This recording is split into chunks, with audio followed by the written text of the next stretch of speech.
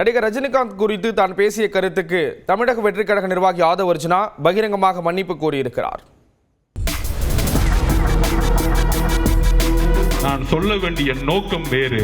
உங்களுக்கு வருத்தம் ஏற்பட்டிருந்தால் என்னுடைய வருத்தத்தையும் என்னுடைய மன்னிப்பையும் பகிரமாக நான் கேட்டுக்கொள்கிறேன். அரசியலுக்கு வருவாரா ரஜினி? இந்த ஒற்றை கேள்விதான் கடந்த சில தசாப்தங்களாகவே அவரை சுற்றி ஒதித்துக் கொண்டிருந்தது. தான் அரசியலுக்கு வருவது உறுதி என 2017ஆம் ஆண்டு அறிவித்து பரபரப்பை கூட்டினார் ரஜினி. அதே நேரம் திமுக மற்றும் அதிமுகவின் பலத்தையும் அவர் சுட்டிக்காட்ட தவறவில்லை. இது ஒரு பெரிய வெற்றிடம் இருக்கு, மிகப்பெரிய வெற்றிடம் இருக்கு. ரெண்டு பெரிய ஆளுமை கிடையாது.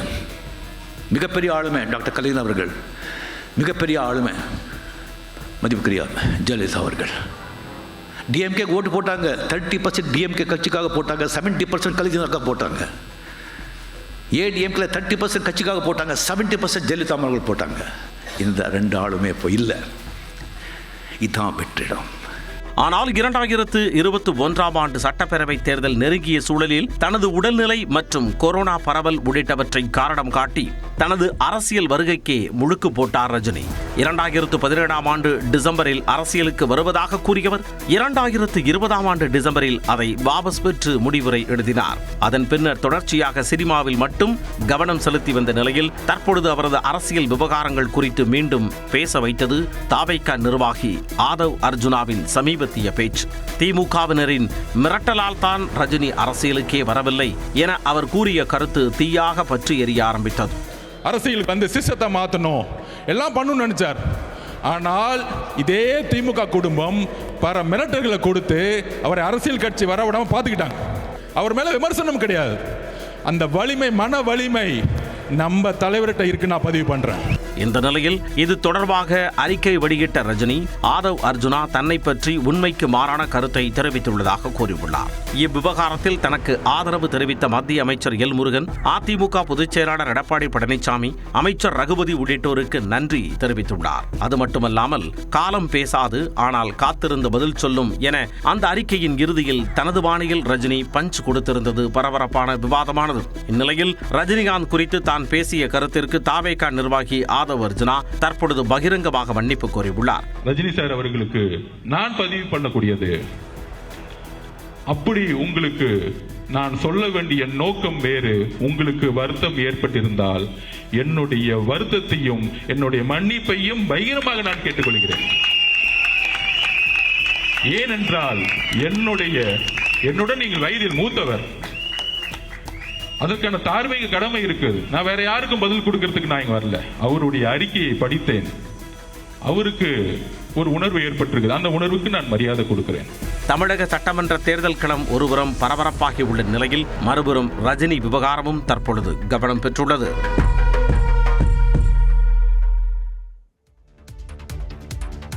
தொடர்ந்து ஒரு நிமிட செய்திகளை பார்க்கலாம். கனவு சொன்னார். இவர் அதோட ஒரு படி மேல போய் உங்கள் கனவை சொல்லுங்கள், உங்கள் கனவை சொல்லுங்க, இவர் நிறைவேற்ற. ஆமா, எனக்கு நயன்தாரா போகணும், இவர் கனவு நிறைவேற்றுறா. கேப்பா, நயன்தாரா எனக்கு கல்யாணம் பண்ணி வைன்னு கேட்பான், இவர் கனவு நிறைவேற்றுவாரா? அதிமுக முன்னாள் அமைச்சர் சி வி சண்முகம் இவ்வாறு பேசியது பெரும் சர்ச்சையை ஏற்படுத்தியுள்ளது. தமிழ்நாட்டில் நடைபெறும் பாலியல் வன்கொடுமை சம்பவங்களை எதிர்த்து அதிமுக மற்றும் அதன் கூட்டணி கட்சிகள் சார்பில் தமிழ்நாடு முழுவதும் ஆர்ப்பாட்டம் நடைபெற்றது. விழுப்புரத்தில் நடைபெற்ற ஆர்ப்பாட்டத்தில் முன்னாள் அமைச்சர் சி வி சண்முகம் கலந்து கொண்டார். அப்போது பேசிய அவர் தமிழக அரசின் உங்கள் கனவை கூறுங்கள் திட்டத்தை பற்றி நடிகை நயன்தாரா பெயரை குறிப்பிட்டு சர்ச்சைக்குரிய வகையில் கருத்து தெரிவித்தார். அப்துல் கலாம் கனவு காணும்னு சொன்னார். இவர் அதோட ஒரு படி மேல போய் உங்கள் கனவை சொல்லுங்கள், உங்க கனவை சொல்லுங்க, இவர் நிறைவேற்ற. ஆமா, எனக்கு நயன்தாரா போகணும், இவர் கனவு நிறைவேற்றுறா. கேப்பா, நயன்தாரா எனக்கு கல்யாணம் பண்ணி வைன்னு கேட்பான், இவர் கனவு நிறைவேற்றுவாரா? தொடர்ந்து சர்ச்சைக்குரிய வகையில் கருத்துக்களை தெரிவித்து வரும் சி வி சண்முகம் சமீபத்தில் மகளிர் உரிமை தொகை தொடர்பாக தெரிவித்த கருத்துக்கு கண்டனங்கள் எழுந்தன. இந்நிலையில் பெண்கள் பாதுகாப்பை வலியுறுத்தி நடத்தப்பட்ட ஆர்ப்பாட்டத்தில் அவர் நடிகையை குறிப்பிட்டு சர்ச்சைக்குரிய வகையில் பேசியிருப்பது விமர்சனத்திற்கு உள்ளாகியுள்ளது. விழுப்புரத்தில் நடைபெற்ற கண்டன ஆர்ப்பாட்டத்தில் நடிகை நயன்தாரா குறித்து அதிமுக முன்னாள் அமைச்சர் சி.வி. சண்முகம் பேசிய கருத்துக்கு அரசியல் கட்சியினரும் திரை உலகினரும் கண்டனம் தெரிவித்துள்ளனர். அதிமுகவினருக்கு அரசியல் நாகரிகமோ அடிப்படை அறமோ என்றும் இருந்ததில்லை என்று திமுக துணை பொதுச் செயலாளர் கனிமொழி சாடியுள்ளார். மக்களால் தேர்ந்தெடுக்கப்பட்ட ஒரு பொறுப்பாளர் சபை நாகரிகமின்றி பொதுவெளியில் ஒரு பெண்ணை இழிவுபடுத்தி பேசியது கண்டிக்கத்தக்கது என்றும் இதற்கு அவர் நிபந்தனையற்ற மன்னிப்பு கேட்க வேண்டும் என்றும் தென்னிந்திய நடிகர் சங்கம் வலியுறுத்தியுள்ளது. வெற்றியை நோக்கி உழைக்கும் பெண்களை இழிவுபடுத்துவது சிலருக்கு வாடிக்கையாகிவிட்டது என்றும் திருவள்ளுவர் சொன்னது போல நாவினால் சுட்டவடு ஆறாது என்றும் நடிகரும் பாஜக நிர்வாகியுமான சரத்குமார் கண்டனம் தெரிவித்துள்ளார். பெண்கள் உங்கள் வீட்டு சொத்து அல்ல என்றும் ஒரு நடிகையை பற்றி பேசுவதற்கு முன்பு உங்கள் வீட்டில் உள்ள பெண்களை பற்றி இப்படி பேசினால் ஏற்றுக்கொள்வீர்களா என்று சிந்தியுங்கள் என்றும் பாஜக நிர்வாகியும் நடிகையுமான குஷ்பு கேள்வி எழுப்பியுள்ளார். இதற்கிடையே திமுகவின் விமர்சனங்களுக்கு பதிலளித்துள்ள அதிமுக ஐடி விங், திமுகவின் டூல் கிட்டுகளாக செயல்படுபவர்கள் ஒரு வார்த்தையை பிடித்து தொங்குகிறார்கள் என்றும் பேசிய வேகத்தில் சில தவறுகள் நடந்தாலும் அதற்கு வருத்தம் தெரிவிக்கும் பக்குவம் அதிமுகவுக்கு உண்டு என்றும் குறிப்பிட்டுள்ளது. சி.வி. சண்முகத்தை தொடர்ந்து அதிமுகவின் திண்டுக்கல் சீனிவாசன் மற்றும் கோவை வடக்கு தொகுதி எம்எல்ஏ அம்மன் அர்ஜுனன் சர்ச்சைக்குரிய வகையில் பேசியுள்ளனர். திமுக ஆட்சியில் பெண்களுக்கு பாதுகாப்பு இல்லை என கூறி அதிமுக உள்ளிட்ட தேசிய ஜனநாயக கூட்டணி கட்சிகள் பங்கேற்ற ஆர்ப்பாட்டம் தமிழ்நாடு முழுவதும் நடைபெற்றது. திண்டுக்கல்லில் முன்னாள் அமைச்சர் திண்டுக்கல் சீனிவாசன் பெண்கள் குறித்து பேசியது சர்ச்சையாகியுள்ளது. பணத்தை வச்சு வீழ்த்தில்லை, எவ்வளவு பணம் ஏற்கனவே நம்ம கொடுத்தாங்க ஹாட் பாக்ஸ், அதெல்லாம் 100 ரூபாய்க்கு வைக்கலாம் கொடுத்துருக்காங்க. அப்புறம் சேலையே கொடுத்துருக்காங்க. எப்படா பாவாடை இல்லாமல் கட்டுறது பொம்பளை எல்லாம் கேட்குறாங்க.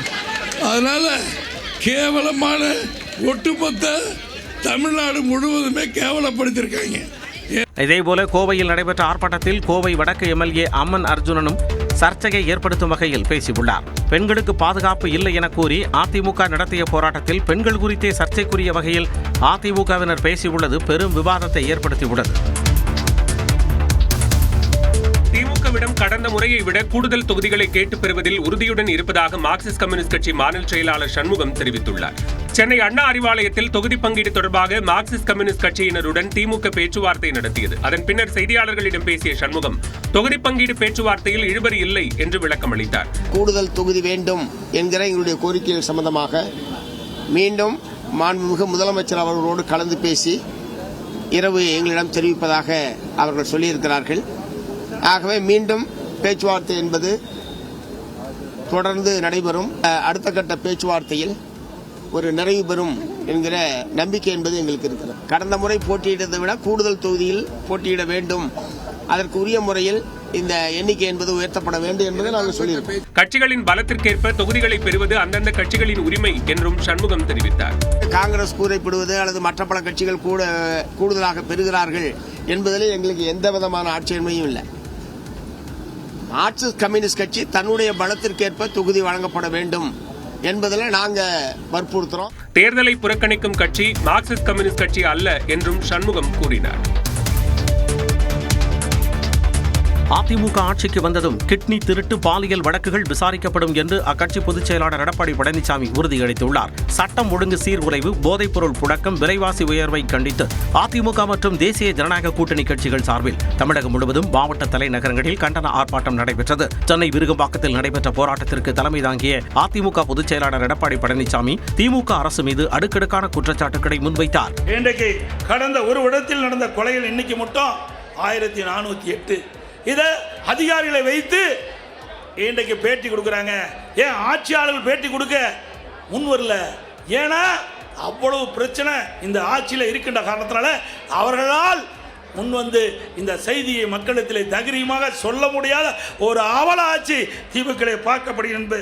மதுரை படங்கானத்தில் நடைபெற்ற ஆர்ப்பாட்டத்தில் பாஜக மாநில தலைவர் நயினார் நாகேந்திரன், முன்னாள் அமைச்சர் செல்லூர் ராஜு உள்ளிட்டோர் பங்கேற்றனர். கடலூரில் நடந்த போராட்டத்தில் பாமக தலைவர் அன்புமணி ராமதாசும், தஞ்சாவூரில் அமமுக தலைவர் டிடிவி தினகரனும் பங்கேற்று அரசுக்கு எதிராக கண்டன கோஷங்களை எழுப்பினர். நெல்லையில் நடந்த போராட்டத்தில் தமிழக பாஜக முன்னாள் தலைவர் தமிழிசை சவுந்தரராஜன் பங்கேற்றார். தமிழ்நாட்டில் 2 நாட்களில் தேர்தல் நடத்தை விதிகளை மீறி உரிய ஆவணமின்றி கொண்டு செல்லப்பட்ட 23,28,00,000 மதிப்பிலான பணம் மற்றும் பொருட்கள் கைப்பற்றப்பட்டுள்ளதாக தேர்தல் ஆணையம் தெரிவித்துள்ளது. இதுகுறித்து வெளியிடப்பட்டுள்ள அறிக்கையில் 234 தொகுதிகளிலும் தொகுதிக்கு தலா 9 பறக்கும் படைகள் 9 நிலை கண்காணிப்பு குழுக்கள் என்ற விகிதத்தில் தீவிர கண்காணிப்பில் ஈடுபட்டுள்ளதாக தலைமை தேர்தல் அதிகாரி அர்ச்சனா பட்நாயக் கூறியுள்ளார். தமிழகம் முழுவதும் 2160 பறக்கும் படைகள், 2160 நிலை கண்காணிப்பு குழுக்கள் நிலைநிறுத்தப்பட்டுள்ளதாகவும் கூறியுள்ளார்.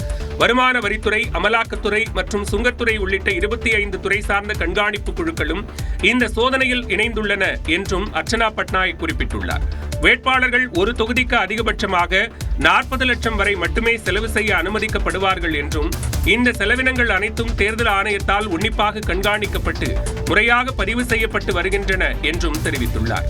தேர்தல் நடத்தை விதிகளை மீறியதாக இதுவரை தமிழகம் முழுவதும் 1,68,000 சுவர் விளம்பரங்கள் அகற்றப்பட்டுள்ளன என்றும் விதிமீறல்கள் தொடர்பாக 61 இனங்கள் முதல் தகவல் அறிக்கை பதிவு செய்யப்பட்டு குற்றவியல் நடவடிக்கைகள் தொடங்கப்பட்டுள்ளதாகவும் விவரித்துள்ளார். பாஜகவுக்கும் தாமரை சின்னத்தில் போட்டியிடும் கட்சிகளுக்கும் சேர்த்து 35 இடங்களை ஒதுக்க அதிமுக தலைமை முன்வந்துள்ளதாக தகவல் வெளியாகியுள்ளது. தமிழக சட்டப்பேரவைத் தேர்தலில் பாஜக தரப்பில் 35 தொகுதிகள் வரை கோரப்பட்ட நிலையில் தொகுதி பங்கீடு பேச்சுவார்த்தையில் சுமூக முடிவு எட்டப்பட்டுள்ளதாக கூறப்படுகிறது. அதன்படி சென்னையில் தியாகராய நகர், மயிலாப்பூர், வேளச்சேரி, விருகம்பாக்கத்தை பாஜக கேட்டுள்ளதாக கூறப்படுகிறது. மேற்கு மண்டலத்தை பொறுத்தவரை கோவை வடக்கு, உதகை, அவிநாசி, திருப்பூர், ஓசூர் தொகுதிகளையும், தென் தமிழகத்தில் நாகர்கோவில், மதுரை தெற்கு, திருப்பரங்குன்றம் ஆகிய தொகுதிகளையும் பாஜக கேட்பதாக தகவல்கள் தெரிவிக்கின்றன.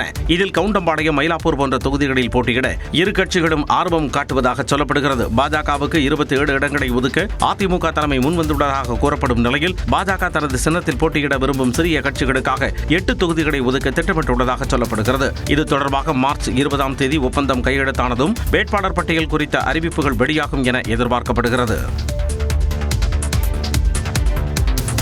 RSS மக்கள் ஆதரவுடன் இயங்குவதாகவும் அதை யாராலும் தடை செய்ய முடியாது எனவும் அந்த அமைப்பின் வடதமிழக தலைவர் குமாரசாமி தெரிவித்துள்ளார். சென்னை சேத்துப்பட்டில் உள்ள RSS அலுவலகத்தில் செய்தியாளர்களை சந்தித்த அவர் RSS-ஐ யாராலும் தடை செய்ய முடியாது என்றார். சங்கத்தை பொறுத்த வரைக்கும் யாரும் தடை பண்ண முடியாது. இது அரசாங்கம் சார்பு நம்பியோ செல்வந்தர்கள் நம்பியோ இந்த சங்கம் இயங்கலை. சங்கம் மக்கள் ஆதரவோடு நடந்து கொண்டிருக்கிறது. இதுக்கு முன்னாடி 2-3 தடவை சங்கத்தை தடை பண்ணாங்க.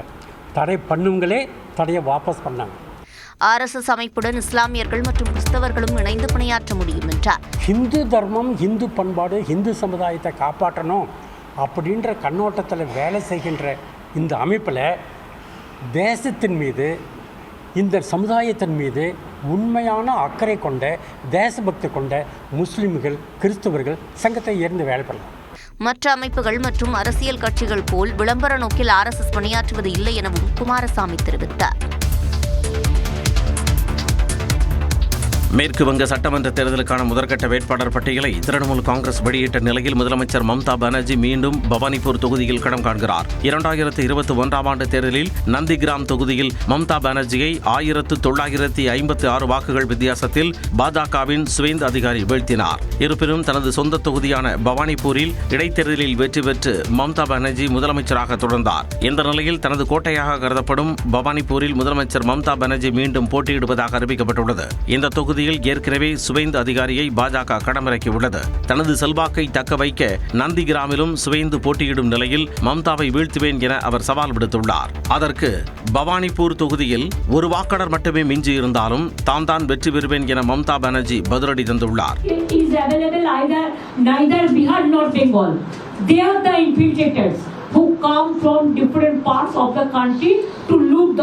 இந்நிலையில் திரிணாமுல் காங்கிரஸ் வெளியிட்ட 291 பேர் அடங்கிய வேட்பாளர் பட்டியலில் 52 மகளிர் இடம்பெற்றுள்ளனர். மேலும் SC/ST பிரிவைச் சேர்ந்த 95 பேரும், சிறுபான்மை இனத்தைச் சேர்ந்த 47 பேரும் வேட்பாளராக களமிறக்கப்பட்டுள்ளனர். கேரள சட்டமன்ற தேர்தலை முன்னிட்டு 55 வேட்பாளர் பெயர்கள் அடங்கிய முதற்கட்ட பட்டியலை காங்கிரஸ் கட்சி வெளியிட்டுள்ளது. 140 தொகுதிகளை கொண்ட கேரள சட்டமன்றத்திற்கு ஏப்ரல் 9ஆம் தேதி ஒரே கட்டமாக தேர்தல் நடைபெறுகிறது. தேர்தலை முன்னிட்டு முதற்கட்டமாக 55 வேட்பாளர்கள் பட்டியலை காங்கிரஸ் வெளியிட்டுள்ளது. இதில் 22 சிட்டிங் MLA-க்களில் 19 பேருக்கு மீண்டும் வாய்ப்பு வழங்கப்பட்டுள்ளது. கேரள மாநில காங்கிரஸ் தலைவர் சன்னி ஜோசப் பெராவூர் தொகுதியில் களம் காண்கிறார். அதேபோல முன்னாள் முதலமைச்சர் உமன் சாண்டியின் மகன் சண்டி உமன் புதுப்பள்ளியிலும் முன்னாள் முதலமைச்சர் கருணாகரனின் மகன் கே முரளிதரன் வட்டியூர்கவு தொகுதியிலும் போட்டியிடுகின்றனர். இது தவிர காங்கிரஸ் மூத்த தலைவர்கள் ரமேஷ் சென்னிதாலா ஹர்பத்திலும் வி.டி. சதீசன் பரவூர் தொகுதியிலும் களம் காண்கின்றனர். மார்க்சிஸ்ட் கம்யூனிஸ்ட் கட்சியில் இருந்து விலகி காங்கிரஸில் இணைந்த முன்னாள் எம்எல்ஏ ஆயிஷா பொட்டி கொட்டாரகரா தொகுதியில் போட்டியிடுகிறார். மலையாள நடிகர் ரமேஷ் பிஸ்ராடி பாலக்காட்டில் களம் காண்கிறார். அதே நேரம் கண்ணூர், நெமம், அரமுல்லா, செங்கனூர் உள்ளிட்ட தொகுதிகளுக்கு வேட்பாளர்களை காங்கிரஸ் கட்சி அறிவிக்கவில்லை. இதனிடையே கண்ணூரை அடுத்த தர்மடம் பகுதியில் முதலமைச்சர் பினராயி விஜயன் ரோட் ஷோ சென்று பரப்புரையில் ஈடுபட்டார்.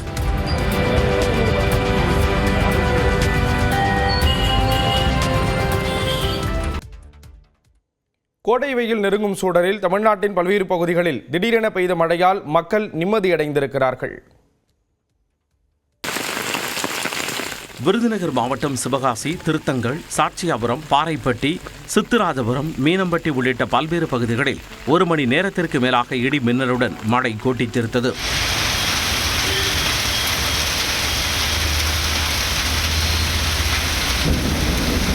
உதகை மற்றும் அதன் சுற்றுப்புற பகுதிகளில் நீண்ட நாட்களுக்கு பின் ஆலங்கட்டி மழை பெய்ததால் மக்கள் ஆர்வமுடன் பார்த்தனர்.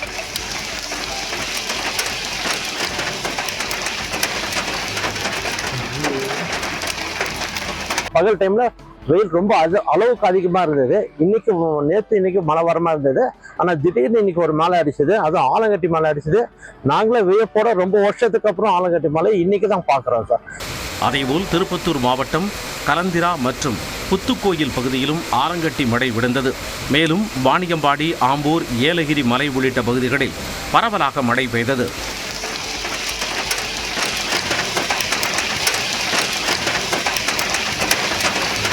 இதேபோல் கொடைக்கானல் பூலத்தூர் கிராமத்தில் ஆலங்கட்டி மழை பெய்ததை சுற்றுலா பயணிகள் வியந்து பார்த்தனர். மழையை தொடர்ந்து நிலவிய கடும் பனிமூட்டத்தால் வாகன ஓட்டிகள் கடும் அவதிக்குள்ளாகினர். மதுரையில் திருமங்கலம் சுற்று வட்டாரத்தில் 1 மணி நேரத்திற்கு மேலாக இடி மின்னலுடன் பெய்த மழை பூமியை குளிர்வித்தது.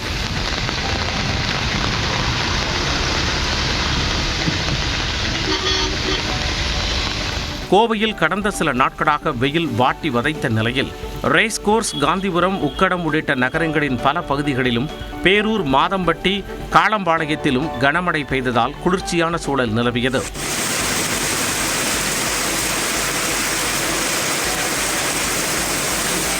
தூத்துக்குடி மாவட்டம் கோவில்பட்டி, எட்டயபுரம், காமநாயக்கன்பட்டி, நாலாட்டின்புதூர் உள்ளிட்ட பகுதிகளில் பரவலாக மழை பெய்தது.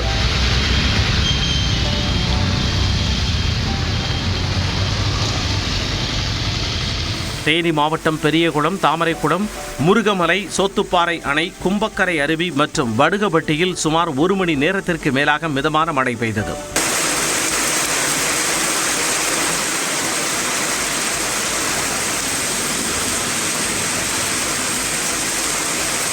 மேலும் கர்நாடக மாநிலம் தார்வத் மாவட்டத்தில் திடீரென பெய்த ஆலங்கட்டி மழையால் சாலைகள் வெள்ளை போர்வை போர்த்தியது போல் பனி சூழ்ந்து காணப்பட்டன.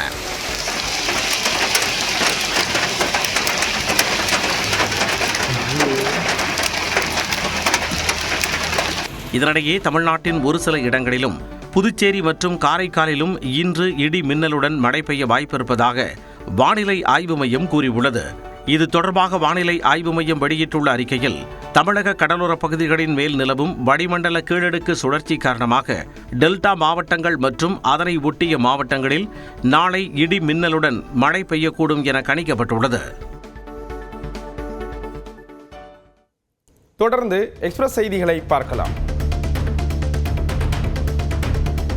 தொடர் அழுத்தத்தாலும் கடிதங்களாலும் கீழடி உள்ளிட்ட இடங்களில் 8 அகழ்வாராய்ச்சிகள் மேற்கொள்வதற்காக மத்திய அரசின் ஒப்புதலை பெற்றுள்ளதாக முதலமைச்சர் மு.க.ஸ்டாலின் தெரிவித்துள்ளார். இது தொடர்பாக எக்ஸ் தளத்தில் பதிவிட்டுள்ள அவர், பல மாதங்கள் தாமதத்திற்கு பின்பு தமிழ்நாடு அரசின் விடாமுயற்சிக்கு கிடைத்த வெற்றி இது என்றும், அடுத்ததாக மத்திய பாஜக அரசு வெளியிடாமல் நிறுத்தி வைத்திருக்கும் கீழடி ஆய்வறிக்கையையும் வெளியிட வைப்போம் என்றும் தெரிவித்துள்ளார். தர்மபுரி மாவட்டம் பாலக்கோடு அருகே அலேசீபம் பகுதியைச் சேர்ந்த சிக்கன் கடை உரிமையாளர் ஆவணமின்றி எடுத்துச் சென்ற 39 லட்சம் ரூபாய் பறிமுதல் செய்யப்பட்டது. இதேபோன்று பாளையம்புதூர் சுங்கச்சாவடியில் 14 லட்சம் ரூபாய் மதிப்புள்ள 104 கிராம் தங்க நாணயங்கள் பறிமுதல் செய்யப்பட்டன. இதனிடையே திருவாரூர் மாவட்டத்தில் திங்கட்கிழமை நடந்த பறக்கும் படை வாகன தணிக்கையில் 7,05,000 ரூபாய் பறிமுதல் செய்யப்பட்டதாக தெரிவிக்கப்பட்டுள்ளது. விருதுநகர் மாவட்டம் சாத்தூரில் உரிய ஆவணங்களின்றி கொண்டு செல்லப்பட்ட 90 லட்சம் ரூபாய் மதிப்பிலான நகைகள் பறிமுதல் செய்யப்பட்டன. வெங்கடாச்சலபுரம் சோதனைச் சாவடியில் தேர்தல் பறக்கும் படையினர் நடத்திய வாகன சோதனையில் மதுரையைச் சேர்ந்த முத்துக்குமார் என்பவரிடம் 77.42 கிராம் தங்கம் பறிமுதல் செய்யப்பட்டது. இந்த நகைகளை நெல்லையில் விற்பனை செய்வதற்காக கொண்டு செல்லப்பட்டதாக கூறப்படுகிறது. சிவகங்கை மாவட்டம் மானாமதுரையில் விசாரணை கைதி ஆகாஷ் உயிரிழந்த விவகாரத்தில் டிஎஸ்பி உட்பட 11 பேரை சிபிசிஐடி விசாரணைக்கு அழைத்துள்ளது. இருவரை வாளால் வெட்டிய வழக்கில் கைது செய்யப்பட்ட ஆகாஷ் கடந்த 8ஆம் தேதி உயிரிழந்தார். இது தொடர்பாக ஆய்வாளர் எஸ்ஐ மற்றும் 4 காவலர்கள் சஸ்பெண்ட் செய்யப்பட்டனர்.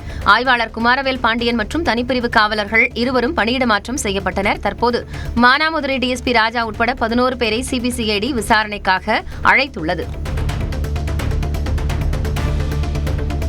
தேசிய ஜனநாயக கூட்டணியில் இணைய யாருக்கும் அழுத்தமோ நெருக்கடியோ கொடுக்கவில்லை என பாஜக மூத்த தலைவர் தமிழிசை சவுந்தரராஜன் தெரிவித்துள்ளார். தூத்துக்குடி விமான நிலையத்தில் செய்தியாளர்களை சந்தித்தவர் கட்சி தலைமை அறிவுறுத்தினால் வரும் தேர்தலில் தான் போட்டியிடுவேன் என்றார். என்னோட கட்சி என்ன சொல்லுதோ அதை நான் பணியாக எடுத்து செய்வேன். தூத்துக்குடி மாவட்டம் விளாத்திக்குளம் அருகே கொலை செய்யப்பட்ட 12ஆம் வகுப்பு மாணவியின் குடும்பத்தினருக்கு அதிமுக பொதுச் செயலாளர் எடப்பாடி பழனிசாமி தொலைபேசி மூலம் ஆறுதல் கூறினார். கடந்த 10ஆம் தேதி காணாமல் போன மாணவி 11ஆம் தேதி காட்டுப்பகுதியில் சடலமாக மீட்கப்பட்டார். இந்த வழக்கில் குற்றவாளிகளை கைது செய்ய கோரி உறவினர்கள் 7வது நாளாக போராட்டம் நடத்தி வருகின்றனர். இந்நிலையில் மாணவி குடும்பத்திற்கு எடப்பாடி பழனிசாமி ஆறுதல் கூறியதுடன் தாங்கள் ஆட்சிக்கு வந்ததும் உரிய நடவடிக்கை எடுப்பதாக உறுதியளித்தார். தேசிய ஜனநாயக கூட்டணியில் தற்போது எந்தவிதமான மனக்கசப்பும் இல்லை என்றும் அனைத்தும் சரியாகிவிட்டது என்றும் அமமுக பொதுச் செயலாளர் டிடிவி தினகரன் தெரிவித்துள்ளார். தஞ்சையில் நடைபெற்ற ஆர்ப்பாட்டத்தில் பேசிய அவர் தமிழ்நாட்டில் நாளுக்கு நாள் கொலை, கொள்ளை, பாலியல் வன்கொடுமைகள் அதிகரித்து வருவதாகவும் போதைப் பொருட்கள் புழக்கத்தை கட்டுப்படுத்த மாநில அரசு தவறிவிட்டதாகவும் குற்றம் சாட்டினார். ஜெயலலிதாவின் ஆட்சி தமிழகத்தில் மலர வேண்டும் என்பதற்காக மன வருத்தங்களை எல்லாம் விட்டுவிட்டு தேசிய ஜனநாயக கூட்டணியில் இணைந்துள்ளதாகவும் டிடிவி தினகரன் தெரிவித்தார். கேரள மாநிலம் மூணாறில் வளிமண்டல மேலடுக்கு சுழற்சி காரணமாக ஆலங்கட்டி மழை பெய்துள்ளது. மூணாறு டவுன், மாட்டுப்பட்டி மற்றும் தேவிகுளம் உள்ளிட்ட உயரமான பகுதிகளில் பெய்த இந்த மழையால் அந்த பகுதி முழுவதும் குளிர்ச்சியான சூழல் நிலவுகிறது. கோடை வெப்பம் தணிந்திருக்கும் நிலையில் தரையில் விழுந்து கிடந்த ஆலங்கட்டிகளை சேகரித்து சுற்றுலா பயணிகள் மகிழ்ச்சியுடன் விளையாடினர். திடீர் வானிலை மாற்றம் சுற்றுலா பயணிகளுக்கு உற்சாகம் அளித்தாலும் தேயிலை மற்றும் ஏலக்காய் தோட்டங்களுக்கு பாதிப்பு ஏற்படுமோ என்ற கவலையில் விவசாயிகள் உள்ளனர். ஆந்திர மாநிலம் திருப்பதியில் பழைய பொருட்கள் கிடங்கில் தீ விபத்து ஏற்பட்டது. மணமணவன பற்றிய தீயால் கிடங்கில் இருந்த பொருட்கள் எரிந்து சேதமடைந்தன.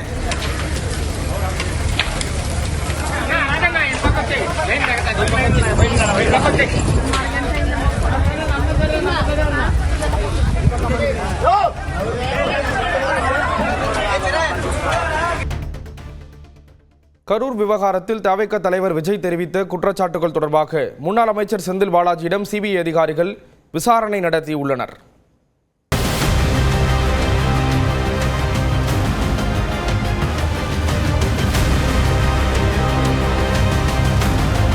கரூர் வேலுச்சாமிபுரத்தில் கடந்த ஆண்டு தவிக தலைவர் விஜய் மேற்கொண்ட பரப்புரை கூட்டத்தின் போது ஏற்பட்ட நெரிசலில் சிக்கி 41 பேர் உயிரிழந்தனர்.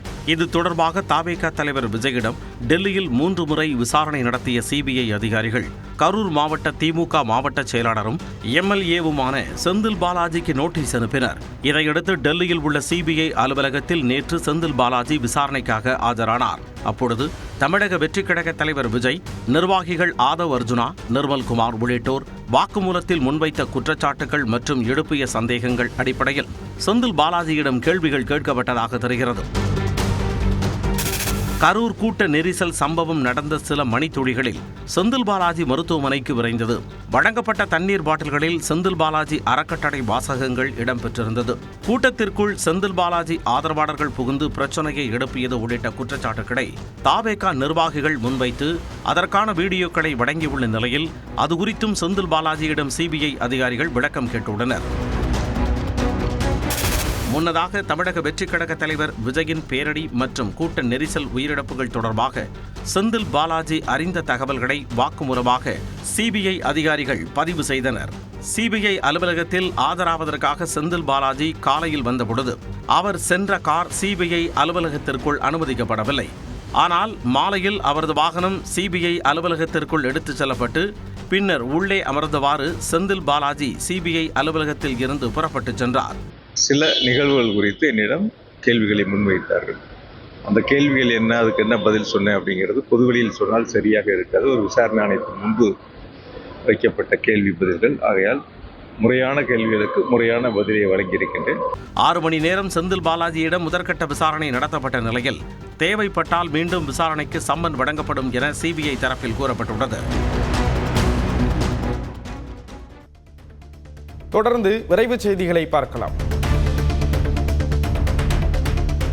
தென்காசி மாவட்டம் குற்றாலம் மெயினருவில் மேம்பாட்டுப் பணிகளுக்காக சுற்றுலா பயணிகள் குளிக்க பேரூராட்சி நிர்வாகம் தடை விதித்துள்ளது. கடந்த சீசனில் ஏற்பட்ட சேதங்களை சீரமைக்க இந்த நடவடிக்கை எடுக்கப்பட்டிருக்கும் நிலையில் பணிகள் இன்னும் தொடங்கப்படாததால் சுற்றுலா பயணிகள் குறைந்த அளவில் விடும் தண்ணீரில் குளித்து செல்கின்றனர். சீசன் தொடங்குவதற்கு முன்பாகவே பணிகளை விரைந்து முடிக்க வேண்டும் என்று சுற்றுலா பயணிகளும் பொதுமக்களும் கோரிக்கை விடுத்துள்ளனர். புதுக்கோட்டை மாவட்டம் அறந்தாங்கியில் தொழுகைக்கு சென்ற நேரத்தில் அடுத்தடுத்து 2 வீடுகளில் புகுந்த மர்ம நபர்கள் 137 சவர நகைகளை கொள்ளையடித்து சென்றனர். திருமணத்திற்காக வைத்திருந்த நகைகள் மற்றும் 2,70,000 ரூபாய் ரொக்கத்தை சுருட்டிக் கொண்டு தப்ப முயன்ற கொள்ளையர்களை பெண்கள் பிடிக்க முயன்ற நிலையில் கத்தியை காட்டி மிரட்டிவிட்டு தப்பினர். சிசிடிவி காட்சிகளின் அடிப்படையில் காவல்துறையினர் அவர்களை தேடி வருகின்றனர். நாமக்கலில் முட்டை விலை மேலும் 5 பைசா உயர்த்தப்பட்டது. தேசிய முட்டை ஒருங்கிணைப்பு குழு கூட்டத்தில் ஒரு முட்டையின் கொள்முதல் விலை $4.45 நிர்ணயிக்கப்பட்டது. வளைகுடா நாடுகளுக்கான ஏற்றுமதி குறைந்திருந்த நிலையில் தற்போது 9 நாட்களுக்கு பிறகு இந்த விலை உயர்வு அறிவிக்கப்பட்டுள்ளது. கோடைக்காலம் தொடங்கிவிட்டதால் வரும் நாட்களில் முட்டை விலை மேலும் அதிகரிக்க வாய்ப்புள்ளதாக பண்ணையாளர்கள் தெரிவித்துள்ளனர். பழனியில் அனுமதியில்லாத வழித்தடத்தில் இயங்கி வந்ததாக கூறி மினி பேருந்து ஒன்றை பொதுமக்கள் சிறைப்பிடித்ததால் பரபரப்பு ஏற்பட்டது. கேட்டகிரி என்ற பெயரில் இயங்கி வந்த இந்த மினி பேருந்து உரிய வழித்தடத்தில் இயக்கப்படாமல் தமிழ்நாடு வீட்டு வசதி வாரிய குடியிருப்பு பகுதியில் அதிக சத்தத்துடனும் வேகமாக சென்றதாக கூறப்படுகிறது. இதனையடுத்து அப்பகுதி மக்கள் அதனை சிறைப்பிடித்ததால் பரபரப்பு ஏற்பட்டது.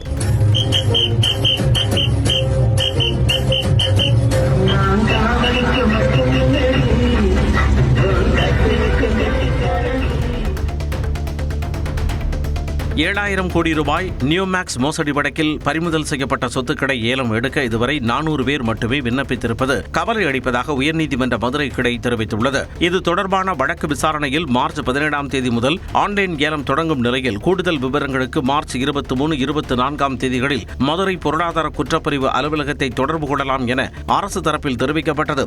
இதுகுறித்து பொருளாதார குற்றப்பிரிவு கூடுதல் விளம்பரம் செய்ய வேண்டும் என நீதிபதி பரத சக்கரவர்த்தி அறிவுறுத்தினார். திருவண்ணாமலை அண்ணாமலையார் கோவில் நிர்வாகம் சார்பில் கிரிவல பாதையில் இலவச குளிர்சாதன பேருந்து சேவை தொடங்கப்பட்டது. வரவேற்பை பெற்றுள்ளது.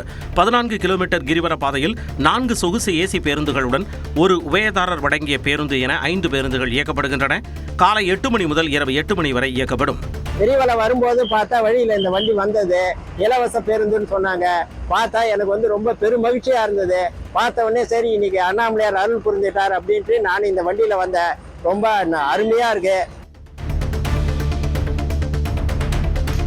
நடிகர் ரஜினிகாந்த் நடித்த படத்தில் இடம்பெற்ற ஒருவன் ஒருவன் முதலாளி பாடலை பாடி ஜப்பான் நாட்டைச் சேர்ந்த 84 வயது முதியவர் ஒருவர் வைப் செய்துள்ளார்.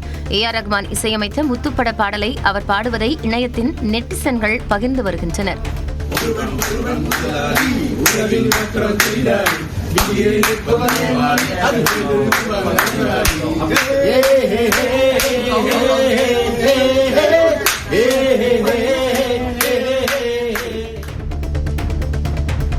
வெங்கடேசன், மாணிக்கம் தாக்கூர் உட்பட 8 எதிர்க்கட்சி எம்பிக்களின் இடைநீக்கத்தை நாடாளுமன்ற மக்களவை ரத்து செய்துள்ளது. அனைத்துக் கட்சி கூட்டத்தில் முடிவெடுக்கப்பட்டதை தொடர்ந்து சுமூகமான நடவடிக்கையாக கடந்த பிப்ரவரி 3 அன்று அவையிலிருந்து இடைநீக்கம் செய்தது ரத்து செய்யப்பட்டுள்ளது. நாடாளுமன்ற விவகாரங்கள் துறை அமைச்சர் கிரண் ரிஜிஜு 7 காங்கிரஸ் எம்பிக்கள் மற்றும் ஒரு CPIM உறுப்பினர் மீதான இடைநீக்கத்தை நீக்குவதற்கான தீர்மானத்தை முன்மொழிந்தார். தீர்மானம் குரல் வாக்கெடுப்பு மூலம் நிறைவேற்றப்பட்டது. ஆப்கானிஸ்தானின் காபூலில் உள்ள மருத்துவமனை மீது பாகிஸ்தான் நடத்திய தாக்குதலுக்கு இந்தியா கடும் கண்டனங்களை தெரிவித்துள்ளது. இது தொடர்பாக இந்திய வெளியுறவு அமைச்சகம் வெளியிட்டுள்ள அறிக்கையில் இது ஒரு கோழைத்தனமான மனசாட்சியற்ற வன்முறை செயல் என தெரிவித்துள்ளது. பாகிஸ்தான் இந்த படுகொலையை ஒரு ராணுவ நடவடிக்கை போல காட்ட முயற்சிக்கிறது, ஆனால் எந்த வகையிலும் இதனை நியாயப்படுத்த முடியாது என்றும் வெளியுறவு அமைச்சகம் தெரிவித்துள்ளது.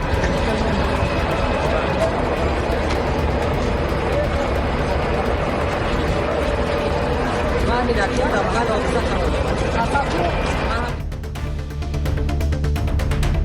திருப்பதி மலையில் நிலவும் கடும் சமையல் எரிவாயு தட்டுப்பாடு காரணமாக சிலிண்டர் ஏற்றி வந்த லாரிகளை ஹோட்டல் உரிமையாளர்கள் முற்றுகையிட்டதால் பரபரப்பு ஏற்பட்டது. பக்தர்களின் உணவு தேவைக்காக ஹோட்டல்களை நடத்த வேண்டிய கட்டாயத்தில் உள்ள உரிமையாளர்கள் சிலிண்டர்களை வாங்க முண்டியடித்தனர். காவல்துறையினர் கூட்டத்தை ஒழுங்குபடுத்தியபின் அமைதியான முறையில் விற்பனை நடைபெற்றது.